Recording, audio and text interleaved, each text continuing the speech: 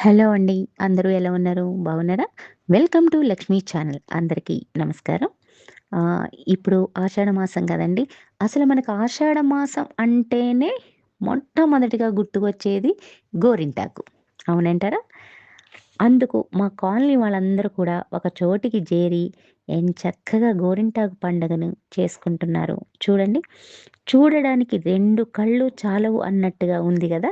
చక్కగా ఒకరికొకలు సహాయం చేసుకుంటూ, ఒకళ్ళ చేతికి ఒకళ్ళు పెట్టుకుంటూ, అందరూ చక్కగా గ్రూప్‌గా తయారయ్యి ఆ!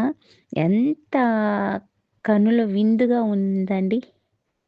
నాకైతే చాలా సంతోషంగా ఉంది. ఈ మాసంలో గోరింటాకును ఎంతమందికి పంచితే అంత ముత్తైదుతనం మనకు లభిస్తుందని పెద్దలు చెప్పేవాళ్ళు.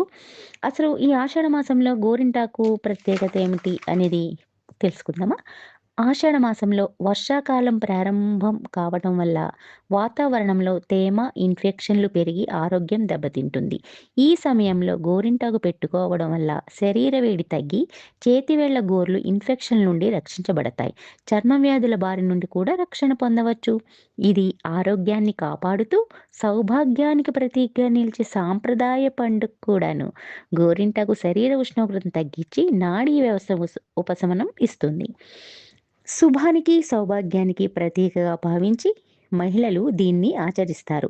సాంప్రదాయ వేడుకగా కూడా ఆచరిస్తారు.